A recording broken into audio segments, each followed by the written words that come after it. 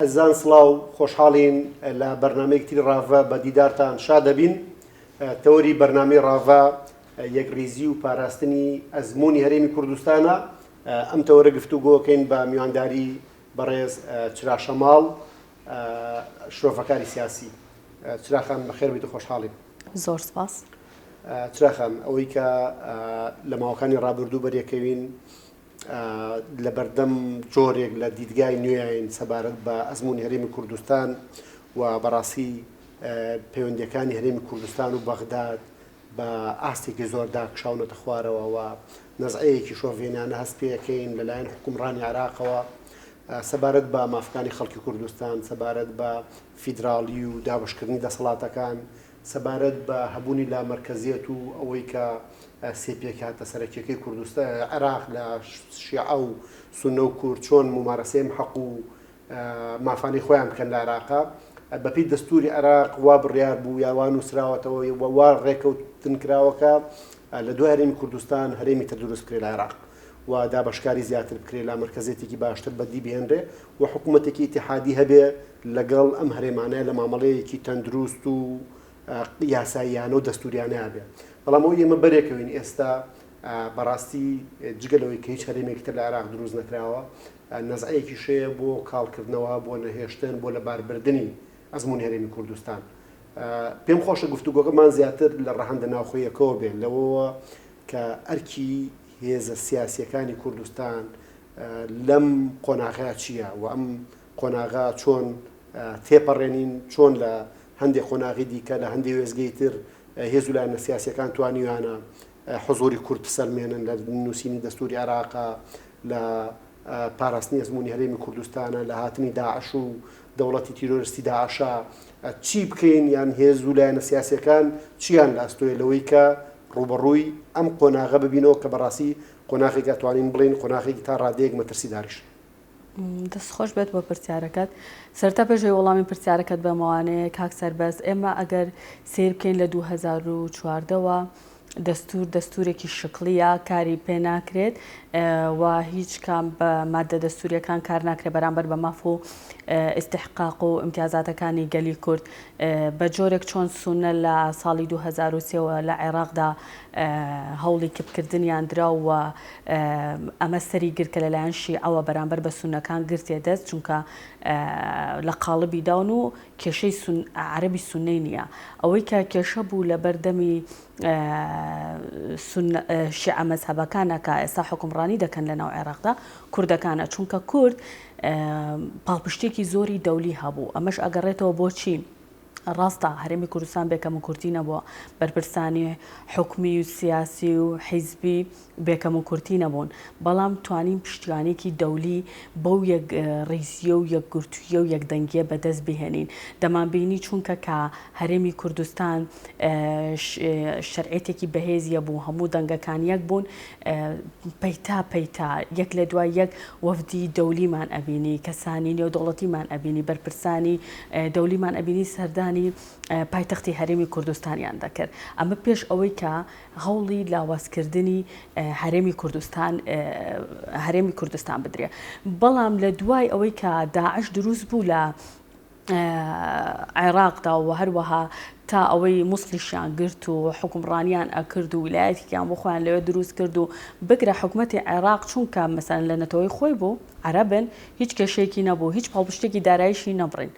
بەڵام بۆ کورد لە بەرەوەی لە نەتەوەی خۆی نییە هەموو توانایەکی خۆی بەکارێنێ بۆ ئەوەی بیچەوسێنێتەوە و لە قاڵبی بدا. ئەگەر ئێمە کەم و کورتیمان هەیە کاک سەربەز ئەوایە ئەو کاتێک کە شەڕی داعشمان کرد ئێمە ئەمانتوانی بەرگری لە خۆمان کەین لە بەرەوەی کورد بەڕاستی ئەوەتی هەیە شۆڕشی کردووە لە ڕووی ئەوەی کە هێزی ڕۆحیەوە بۆ پاراستن لە خاک و نیشتیمان بەڕاستی کەس لە کورد بەتواناتر نییە. دەیتوانی ئەگەر بێنە کوردستان پارێزگاری لە خۆیکە، بەڵام ئەو پارێزگاری لە نەتەوەی عەرەبیش کرد، لە سیاسەکانی عێراقیش کرد، بەڵام ئەوە غەڵەتەکە بوو، ئەوە کێشەکە بوو کە ئەمەیان بەڕێکەوتن نەکرد. ئەمە لە بەرامبەر چی ئەکەن؟ بۆیە گەشتین بۆ قۆناغا. ئەگەر بێم وەڵامی پرسیارەکەی بەڕێستان بەمەوانێ ئێستا بەرپرسیارەتێکی قرز لەسەر نەک تەنها نخبەی سیاسی بەڵکو لەسەر نخبەی ڕۆشنبیری لەسەر ئەو کەسانی کە لە کۆمەڵگەی مەدەنیە چالاگوانی بواری کۆمەڵگەی مەدەنین ئەوانەی ڕێکخراوەکانیان هەیە ئەرکیان ئەوەیە هەموو پێکەوە بە کەمپین بێت بە کۆبوونەوەی ڕۆشنبیری نوخبە بێ لەم جێگە و لەو جێگەی کوردستان تاکی کورد واعی بکەنەوە ئەوەیان تێبگەێنن کە ئەوەی کە لەژێر چپاندنی هەندێ ڕەئی ناتەندروست کە ئەیاندا بەگوێ خەڵکە ئەگەر بگەڕێنەوە بۆ بەغدا و هەرچی هەمانە بیخێنە سەر مێزی گفتوگۆ لەگەڵ بەغدادا ئەوە هەرێمی کوردستان ئەبێتە سویسرا و پارێکی باش ئەڕژێ ئەمە زۆر سیاسەتێکی هەڵە بوو بۆیە ئەرکی قورس و بەرپرسیارەتی تەنها ناکەوێتە سەر شانی سیاسیەکان ئەکەوێتە سەر شانی چینە مسەقەف و ڕۆشنبیر و نووسەر و ئەوانەی کە لە بواری کۆمەڵگەی مەدەنیا کار ئەەکەم بۆ ئەوەی تاکی کورد واعی بکەنەوانێ بەغدا ئەو بەغدادە نییە کە چپاندویانە بەگویاندا ئەگەر ڕژەمی سەدام حوسێن لە ڕابردوودا بە ئەنفال و بە کیمیاباران و بە جینۆساید و بە زیندانی و بە سەدارەدان بووە ئەمە ئەم سیاسەتی برسیکردنت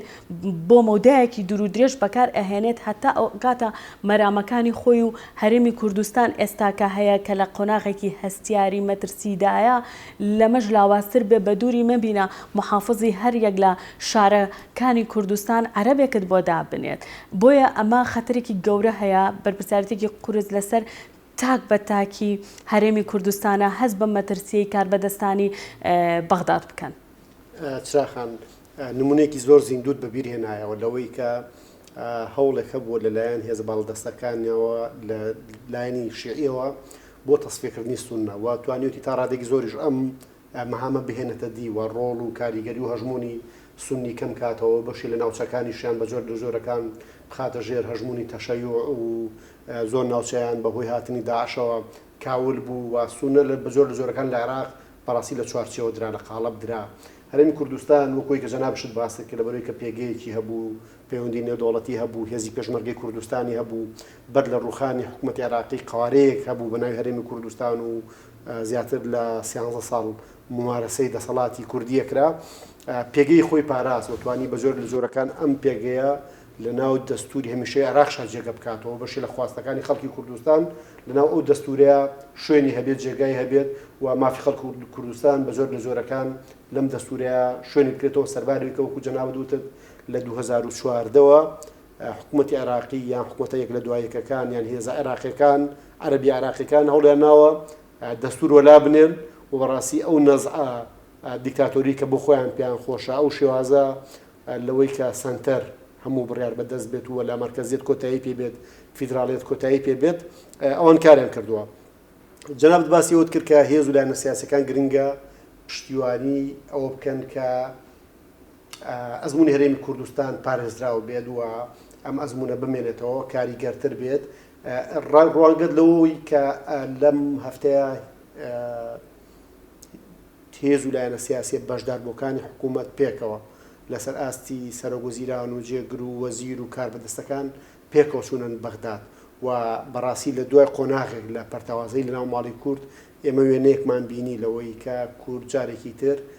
ئەگە لەناو خۆشە ناتەبایە ئەگە لەناو خۆشە ئیشکالێت هەیە و جۆرێک لە ململانی و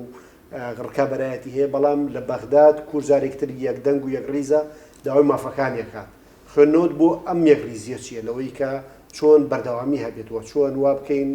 بەڕاستی ئێمە تەنها لە کاتە مەترسیدارەکانە یەک نەبین لەو کاتەیە کە ڕەنگە چرکە ساتێک بێت کە شتێکەمان غەرقە بێت یان نابێت بەڵکو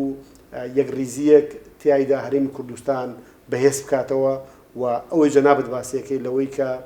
نەزعەیەکەیە چی بە سوننە کرا بە کوردیش کرێ چۆن قەزەی سوننە بچووکرایە و لە چوارچێوە درا قەزەی کوردیش بە هەمان دەرد ببرێ یەکریزی بۆ ئەوەی کە ئەم دۆخە بەسەر کوردانە سەپێنرێ. کاک سەربەز وەکو پێش ئەوی وەڵامی ئەو پرسیارەشە بدەمەوانێ ململانێ لە ناو لایەنی سیاسی و کیانی سیاسی لە هەرێمی کوردستانە ئەمە شتێکی تەندروستە با هەبێت واردە دروستە بۆ ئەوەی پرۆسێکی دیموکراسی پێشکەشکەی هەبێ بەڵام کاتێک گێتە سەر دۆزی کورد لە بەغداد تۆ لەگەڵ ئەم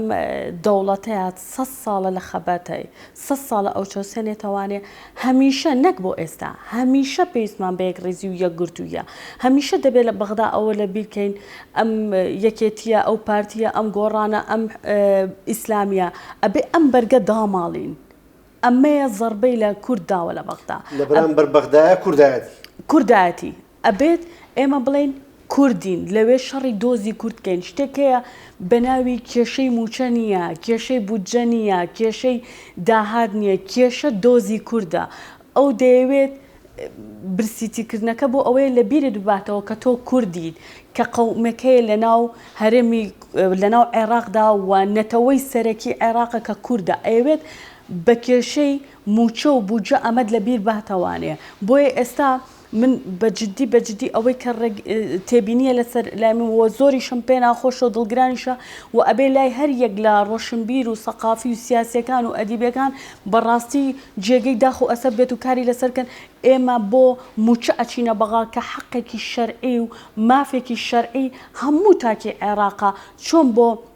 هاوڵاتیان لە جنوب و باشوور و ناوەڕاست و حتا لە سەردەمی داعشە لە مووسڵ دەدنات ئەمە حەقێکی شەرعیە بەڵام ئەو یەت لە ڕێگەی ئەمەوە ئەزانێت لە ڕێگەی چەند لایەن و کەسێکەوانێ ئیرادەی تاکی کورد لاواز کراوە و لە ڕووی دەرونی و بە تەواوەتی داڕوخاوە خزێنراوە یەت ئەوەی پێکردو بە دوور مەبینە بێوێ لە ڕێگەی خەڵکەکەتەوانە شۆڕشی برسێتی بکات و بۆ ئەوەی هەمووی هەڵبکوتنە سەر یەک و شتێک نەمێنێ بە ناوی هەرێمی کوردستان و تەداخولات بکات لە ڕووی ئەسکەریەوە کە ئەمە بەڕاستی کاک سەربەز مەترسیە و دەبێت هەڵوێستی لەسەر بکرێت دەبێت خەمی هەر هەمومان بێ دۆزی کورد ئەبێ ئێستا ئەگەر سێریکی لەو هەفتەیەکە جەنابی سەرۆکی حکوومەت کاک مەسرور بەرزانی و هەروەها جێگرەکەی سەردانی بەغدایان کرد بەهێزێک و قووەکی ئیلزامی زۆرەوە کاریگەریەکی تری هەبوو کە ئەبوو ئەمە پێشتر لە چەند مانگی ڕابردوو لە ساڵی ڕابردووە ئەمە بکرایە ئێستا قووەی کورد لە شوێنێکی بەڵام ئێستاش بەڕاستی درەنگ نییە ئەتوانین هەمومان بەڵێ ئەتوانین هەمومان تا قۆناغی دوامەرگەسات دەست لەناو دەست بین بۆ پارێزگاریکردن لە دۆزی کورد چونکە بەتەنها خۆ ئەمەی کە ئێستا لە عێراقا حکومەکە ئەمە هەمووی معادلەی سیاسیە باوەڕ بێ محەممەد شاعەت سوودانی هیچی بەدەست نییە بەڵکو ئەویش کارکتەرێکی بووکەڵەیە دێت و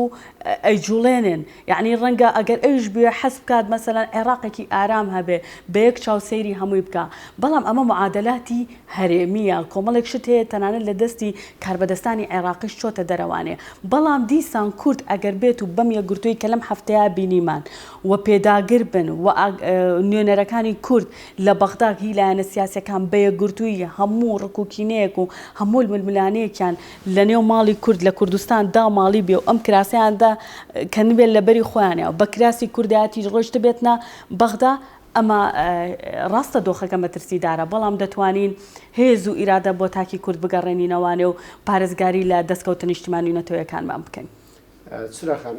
ئەوەی جەنابەت باسیەکەی لەوەی کە کاتێک وەفدی کوردی یان وەفدی حکوومەت هەرێمی کوردستان بۆ فرە ڕەنگیەوە بۆ پشتیوانیەوە چێتە بەغداد بەڕاستی لە ئاسی ناوخۆشە سەرباری و هێشتا کێشەکە چارەسەر نەبوو بەڵام لای خەڵک جۆرێک لە گەشتبینی دروست کرد هیوایەکی دروست کردەوە لەوەی کە هێز و لایەنە سیاسیەکان تەبابن لە پاراستنی مافەکانی خەڵکی کوردستان تەنانەت ئەگەر ئەم سەردانانە کاریگەریەکی ئۆتۆشی نەبێ و لە کۆتایە بۆ نمونە پرسی بوجە و موچە بەم شێوازە خراپە ژمێنێتەوە بەڵام هەر ئەوەی پێکەوە بین و لەسەر مافەکان مامو کوڕ بین و بە زۆر لە زۆرەکان تەحەدای ئەو نەزع شۆفێنێش بکەین لە بەغداد بەڕاستی هەستەکەم هەر بابەتێکی گرنگە و هەر نرخێکی گەورەی هەیە پێم خۆش لەسەرەوە قسە بکەین کە وە بۆچوونی جەناب بزانم بەڕاستی لەو ماوەی ڕابردوو زۆر هەوڵی بەچڕکردنی ڕایگشتی درا لە کوردستان هەوڵ درا بە جۆر لە جۆرەکان ڕایگشتی لە هاواز بکرێ ئەو ڕاگشتیەی کە پشتیوانی قەزی نیشتیمانەکانی خەڵکی کوردستانەکە ئەو ڕاگشتیەی کە بەڕاستی لە سەردەمانێکە کۆڕاییەک هەبوو لەوەی کە خەڵکی کوردستان بە دەنگ و ڕەنگی جیاوازەوە بە ئایدیای جیاوازەوە بە ئاین و ئاینزای جیاوازەوە هەمومان لە دەوری چەتری بەهێزی قەواری هەرێمی کوردستان کۆ ببووینەوە جوهدێک هەبوو لەوەی کە بەڕاستی بە جۆر لە جۆرەکان لە ناوخۆیدا بەشمان کەن وەکوی کە زۆر جاڵەن کرمی ناوخۆ هۆکار بۆ بۆی کە ئێمە لاواز بین نەتوانین پەیامەکانمانیان کاریگەریەکانمان زیاتر بکەین خوێنەوە جەنابەت چییە بۆی کە بۆ نمونە لەسەر ئاستی سندیکایی لەسەر ئاستی ڕێکخراوەکانی کۆمەڵگەی مەدەنی لەسەر ئاستی مسەقەفین پشتگیری مانەوەی هەرێمی کوردستان بەهێزبوونی سەلماندنی مافەکانی خەڵکی کوردستان بکرێ لە ڕێگەی ئەم چین و توێژە جیاوازە و ئەم ئۆرگانە جیاوازانە. کاکسەبە ئەگەر بگەڕێنەوە بۆ بیرۆیەکی زۆر کورد کە هەمومان بینیمانە کاتی خۆی مناڵێک کەلەیەکی ئیبتیدایی بوو واتەیەکی سەرەتایی بوو هەست و نەفەسی کوردایەتی لە ناخ و ڕۆحیا ئەقڵا یعنی تەشەنەی سند بوو ئەمە تەنها من ئەگەڕمەوانێ بەڕاستی باباسی پەروەردەش بکەین پەروەردە ڕۆڵێکی کاریگەری هەیە ئێمە بەبیرم دێ ڕەنگە بەڕێزیشتان بەبیر بێ کە ئەچوینە قوتابخانە یەکەم شت کە گوێمان لێ ئەبوو سرودی ماشینەتەوەی ئەیڕەقیب بوو بەڵام ئێستا ئەبینی ئەمە لە هیچ قوتابخانەیەک مناڵەکانمان گویان لێ نابێت گویان ڕانەهاتووە پێی بۆیە ئێستا بەڕاستی ئەمە ئەوەیە ئەڵێن ئەگەر هەندێک کەس بڵێ ناکاتی ئەمە نیە و ئەو سەردەمە بەسەر چوو هیچ کات ئەو سەردەمە بەسەر ناچێت لەبەرەوەی ئێمە هیچ تا ئەم دەقەیە نە ئێمە نە بەشەکانی تری کوردستان نەگەیشتونەتە چێژی ئەوەی هەست بە نەتەوەی بوونی خۆیان بکەن نەگەیشتونەتە ئەوەی بزانن ئەرێ دەوڵەت هەبێت دەوڵەت چییە چۆن سیستماتیک ئەبێت چۆن حکومڕانی تیا ئەکرێ بەڕاستی نموزەجی هەرێمی کوردستان لەسەر ئەوەی کە دەوڵەتیش نەبووە بەڕاستی جوانترین نموزەجی دروست پێشکەش کردووە کە دەوڵەتیش نەبووە بۆی ئەرکێکی قورس لەسەر هەر هەمومانە لەسەر من لەسەر تۆ لەسەر ئەو لەسەر هەموو ئەدیبان و ڕۆشنبیران و تەنانە مامۆستایانی قوتابخانە کە تیان بگەن و سەر لە نوێ باسی کەنەوانێ کورد چی مێژوێکی هەبوو چی چەشتووە با ئەمە دووبارە نەبێتەوانێ با ئەمە دووبارە بەسەر نەوەکانمان و مناڵەکانمان و ڕۆڵەکانمان و گەنجەکانمان و پیرەکانمان نەیەتەوانێ کە دووبارە جینۆسایت بکرێنەوە بە شێوازێکی تر ئەرکی بەرپرسیارەتیمان ئەوەیە کە لە ئەمڕۆوە درەنگ نییە درەنگ نەبووە کە هەر لە هەر کۆڵ و مەجلیسێکە کۆڕ و سیمینارات ببەستین لە قوتابخانەکانە لە سووچ و کۆڵانەکانە باسی ئەوە بکەین کە چۆن هەستینەتەوەیی لە لای گەنجەکانمان لە لای مناڵەکانمان حتا لە لای بەتەمەنەکانمان کە بەچپاندنی هەندێک کەس و لایەن لای ئەوانیش هەرێمی کوردستان و خاک و نیشتیمان خەریکە بێزراو دەبێت ئەمە هەڵەیە کاتێک گێتە سەر ئەوەی ڕخنە ئەگرین لە دەوڵەتانی هەرێمیمان کە ئێمە بەوە ناوزەندیانەکەین ئەمان چەوسێننەوانێ باز لەوە ئەکەین ئەڵێن ئەوان ڕەگەزپەرستن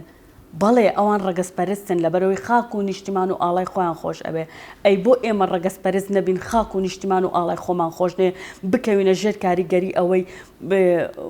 موچە بەغدا ئەیات یەڵا ئەگەڕێنەوە بۆ بەغا وەڵڵا ناداتێ وەڵڵا موچەت ناداتێ بودجەت ناداتێ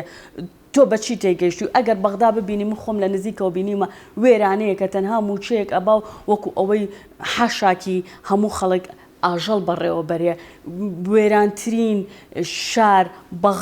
بەغدادا بەسڕەیە ئەو شارە جنوبیانەیە نە پرۆژەی هەیە نە خزمەت گوزاری هەیە نە ئاوەدانی هەیە نە کارەبای هەیە بۆیە ئەرکمان قورسە و دەبێ هەر هەمومان کار بکەین لە پێناو پیرۆزی خاکی پیرۆزی کوردستاندا چراخان ئەوەی کە بەڕاستی ئێمە داکۆکی لەکەین ڕەنگە نەچێتە خانەی ڕەگەزپەرستیشەوە لەبەرەوەی کە ئێمە بەڕاستی نەمانویستۆ مافی ئەوی تورک ئەوی عەرەب ئەوی فارس بەڕاستی پێشێل بکەین بەڵکو ئەوەی کە داوامان کردو مافی خۆمانە و هەرەوەی کە جەنابشت باست کرد نموزەجێکی جوان لە هەرێمی کوردستان پێشکەش کراوە لە بابەتی مافی مرۆڤ لە بابەتی ئازادی لە بابەتی پێکەوە ژیانی کەمەنەتەوە و کەمەئاینەکانیان پێکاتە فرە ڕەنگەکەی لە کوردستان کە هەیە لە بوارە ئاینەکەەوە تەماشا بکەی بۆ نمونە لە موسڵمان و مەسیحی و کاکەی و یەزیدی و ئیلا ئاخیری ئەوانی تر لە وڵاتەیە ژین بەبێ کێشە لە وەختێکە مازانین کە ڕۆژهەڵاتی ناوەڕاست بەوە ناسراوە بەشێکی زۆری ئەو میلەتانی سەردەستن لە وڵاتانی عەرەبی لە تورکیا لە ئێران لە زۆر شوێنی تر بەڕاستی میلەتانی سەردەست میلەتەکانی ترە چەوسێنەوە هەر بە نمونەوەی کە کورد لە هەر چوار پارچەکە چەوسێنرێتەوە ڕاوە دووەندرێت نکوڵی لە بوونی ئەکرێ نمونێکی زیندووە لەوەی کە لە ڕۆژهەڵات چۆن لەگەڵ ئەوانی ترا مامەڵاکرێت لە کاتێکە کورد لەسەر خاکی خۆی کەمەنەتەوەش نییە ئەنی پارچەیەک لە خاکی کوردستان دابڕێنراوە خراوە سەر تورکیا پارچەیەک لە خاکی کوردستان دابڕێنراوە خراوە سەر خاکی ئێران پێم خۆشە لە بابەتە میدیایەکەوە قسە بکەین ئەوەی کە جەنابەت ینی ڕادکێشان بۆی کە باسی لەو بکەین هەندێک لە میدیاکان بەڕاستی کار لەسەرەوەکەن کە ئینتیمای خەڵک دابەزێنن کاڵیکەنەوە و بەڕاستی زۆر بابەتی موچە و بودجە و ئاناکەن بە تایتڵ لە کاتێکا بودجە و موچە گرنگە بەڵام بەشێکی مافەکانیان هەیە بودجە و موچە گرنگە بەڵام هەموو شتەکان نییە ینی کۆمەڵێ بابەتی سیادی و نیشتیمانی هەیە بۆ ئێمە گرنگە لە وەکو مادەی 140 وەکو مانەوەی مەزمونە وەکو مانەوەی هێزی پێشمەرگەی کوردستان کۆمەڵێک بەهای گرنگ هەن کە بەڕاستی لە پاڵ لایەنەدارایەکە ئەبێ هەمیشە ئێمە ئەو سۆزەمان هەبێت بۆ نیشتیمانی خۆمان بۆ بابەتە نەتەوەیەکانمان بۆ هێزی پێشمەرگەی کوردستان بۆ هەموو قوربانیانەکە یاومانە بەڵام میدیایەکەی بەڕاستی بە جۆر لە جۆرەکان هەوڵەیات پیرۆزی نیشتیمانەکان لەکەدار بکە. کاک سەربەز ئەگەر سەیری بکەی ئەو من هەمیشە جێی سەرنجەوە بەڕاستی حکوومەتی هەرێمی کوردستان بە تەواوەتی دیموکراسیەکی ڕەهای یا بە بواری ڕۆژنامەنووسی و ڕاگەاندن کە ئەمە بۆ خۆی ئەو زەرەرەی یا بە حکوومەتی هەرێمی کوردستان و بۆ کوردستانش کە ئێستا بینی لە هیچ شوێنێکی دنیا نەمبینیەوە و ئەبێ ئەم کەسانە دادگایش بکرێن بەڕاستی کە بێت پیرۆزیەکانی نیشتیمان و هەروەها ئاسایشی نەتەوەییت مەسەن بێڕێزی بەرامبەر بکات و هەروەها ئەوەی بێگانە پێتەکە ئەو دەقەت خراپتر پێتکات لە هیچ شوێنێکی دنیا نەمبینەوە ئەمانە بە ئیسراحەت و بۆی دابنیشن و خۆیانی بۆ ڕێکەن و ئیهانەی خاک و نیشتیمان و پیرۆزیەکان و کاربەدەستانی حکومی و حیزبیت بکەن و ئاوا بەس ئەمە یەکێکە لە خەلەلەکانی حکومەت بەڕاستی من هەمیشە ڕغنەی لێ ئەگرم کە ئازادیەکی ڕەهایە ئازادی ڕەها لەگەڵ ڕێز و حرمەتم ئەبێتە بێمۆڕالی لە کارکردنا سا دەستیان بردو بۆ هەموو پیرۆزەکانی کوردستان لە هیچ شوێنێکی دنیا ئەمە جێی نابێتەوە هەر لە وڵاتانی دراوسێمانەوە سیر کە ئێرانە تورکایە ئەو عێراقی کە لە ناویە ئەژین ئەم بێمۆڕالیە نییە ئەم دیموکراسی ڕەهایە نییە تۆ بێت گاڵتە بە هەموو دەستی دوژمنە داخڵ بووە لەوەی کە ئەوێت ئەوەی کە خۆی پێی ناکرێ بەڕاستەوخۆ لە بەنار ڕاستەوخۆ لە ڕێگەی مندوبەکانیەوە لە ڕێگەی و خەڵکانەی کە بەڕاستی بە جۆر لە جۆرەکان بوونەتە کرێگرتەی ئەو دوژمن و نارانێ قەزەی کوردی ئەوان لە ناوخۆیان بەمەرکە بە مۆزیفی هەڵەسن بە دروستی ئەمە وایە هەمیشە وڵاتانی ئیقلیم یا دەستی دەرەکی ئەوێت کۆمەڵێکیان نوخبەیەکت بۆ دروستکە لە ناو هەرێمی کوردستانە بۆ ئەوی بەردەوام تەشویش دروستکان و هەروە هەست و نەستی خەڵک بەلا ڕێدا بدەن بەڵام ئەی وەعی خۆیان لەکوێیە کە ئەم پیرۆزیە کە ئەم خاکی کوردستانە 100 ساڵە خەباتەکە تا گەیشتۆ بەم ڕۆژە ئەی بەجددی ئەخلاقی ئەتیکێتی ڕۆژنامەنووسی و ڕاگەاندنیان لەکوێیە کە پرەنسیپەکانی کاری ڕۆژنامەنووسی لەکوێدایە ئەگەر بەڕاستی ئێمە هەر ئەڵێن نادیموکراتی هەیە و ڕۆژنامەنووس بەردەوام ڕۆژ تا ئێوارەڵێ بەڵام تۆ وەرە هەرچی کەی سەبی جوڵێنە باشە هی کۆمەڵایەتیە کێشەی کۆمەڵایەتیمان بەڵام کاتێک کە دەست بۆ قواری هەرێمی کوردستانە بی کە دەست بۆ پیرۆزیەکانی کوردستانە بی ئەمە حەقی دادگایکردنت هەیە بەڵام ئەمە بەداخەوە لە هەرێمی کوردستانە پەیڕۆ ناکرێت لەبەرەوەی هەمیشە نوخبەیەکی تریش هەیە خێرا راپۆرت حازرکەن و بیگەن و بڵێن بێڕێزیە کرێت و مافەکانی ڕۆژنامەنووس پێشێل ئەکرێ بەڕاستی من ئەڵم ئەگەر بێت و لە دوای هەڵبژاردنەکانی 25 شوڕبات و حکومەت تەشکیل کرێتەوە ئەبێ پێداچوونەوە بە یاسای ڕۆژنامەنووسیا بکرێ ناکرێ ئەم بێسەروبەرەیە بگاتە ئەوەی دەستبەری بۆ پیرۆزیەکانی کوردستان دروستە چراخەن بەرەکوتای بەرنامەکە ئاچین پێم خۆشە پەیامەت هەم وەکو گەنجێک هەم وەکو شۆڤەکارێکی سیاسیش لەوەی کە بەڕاستی خەڵک چۆن جارێکی تر پشتیوانیەکی گەورە ینی بەتایبەتیەوەی کە ڕەنگە بە جۆر لە جۆرەکان دابڕابێتن لەم پشتیوانیکردنا یان بەهۆی چاواشەکاری هەندێک هێز و لایەنی سیاسی و کەسایەتیەوە کە بەڕاستی کاری خراپیان کردووە جهودی گەورەیان کرد کە مەزمونە لە کەدار بکەن بەڵام لە کۆتایی ئەزمونونەکە ماوەتەوە و ئومێدیش هەر ئەوەیە کە مەزمونە جارێکتر گەشە بکە و پێش بکەوێت و بەسەر ئەستەنگەکان ئازاڵ بێت و مافەکانی خەڵکی کوردستان لە عێراقا پارێزراوتر بێت و چەسپیوتر بێت دیدگای تۆ بۆ ئەوەی کە پەیامی تۆ بۆ ئەوەی کە خەڵکی کوردستان پشتیوانیەکی بەهێزتر لە مەزمونە بکات من پێم وایە ئەم قۆناغاش بەردەوام نابێت چکە کورد قۆناغی لە مەسەختتری بینیوە لە ڕابردووە کۆڕەوە مەزنەکەی بینیەوە برسێتی بینیەوە گرانی بینیەوە لەو کاتێ حەسار لەسەر وڵاتی عێراق بووە خەڵک بە برسێتێکی زۆرە ڕۆیشتووە الحەمدوللا ئێستا بەو جۆرەش نییە کە لە ساڵات نینەوەتەکانە هەبووە بۆیە پێم وایە پشوودرێژیە بە پشوو درێژیمان ئەتوانین پارێزگاری لە دەستکەوتن نیشتیمانی و نەتەوەیەکانمان بکەین هەروە لە ڕێگەی سانسۆری هەندێک لایەن و کەسەوانێ نەتوانین ئەمەی کە هەشە هەر ڕاجبازاڕی بکەین و لەژێر کاریگەری ئەوانە چونکە بەڕاستی بەتەنها لایەنێکی سیاسی کە ئێستا داکۆکی کارە بەزەقی لە مافەکانی گەلی کورد کە ئەویش پارتی دیموکراتی کوردستانە بەڕاستی بەتەنها ئەویش ناتوانێت ئەو هەموو ئەرکە قورسە لەسەر شانی دابنێت دەبێت و دەکرێت هەموو لایەنە سیاسیەکان و هەموو نوخبەی ئەدیبان و ڕۆشنبیران و چالەگوانی بواری کۆمەڵگەی مەدەنیش دەست لە ناو دەست پێکەوە گەنج و لاو هاوکار بین و ئەم دۆخە شتێ ئەپەڕێت هەروە بەردەوام نابێت ڕەنگە ئێستا ئەمە هەر بە تەکید دۆخێکی کاتیە چونکە پێم وایە ئێستا ناچونکە ئێستا ئەمریکا بێدەنگە و بێدەنگێڵ بژاردۆرم هەڵ بەڵام بە دوای گۆڕانی ئیدارەی بایدن و ڕەنگە هەندێک معادلەی تر دۆخەکە زۆر زۆر بە باشی بۆ هەرێمی کوردستان و بۆ کورد و کوردستانیان ئەشکێتەوانێ. بەڕێز چراخان چرا شەماڵ شۆڤەکاری سیاسی سپاس بۆ ئامادەبوونت و سپاس بۆ هەموو شیکردنەوەکانت. سپاس بۆ ئێوەش. دەستان خۆش. ئەزان بەم جۆراتی نەکۆتایی بەرنامەی ڕافە تا ڕافەکردنێکی تر بەخواتان ئەسپێرین و خواتان لەگەڵێت.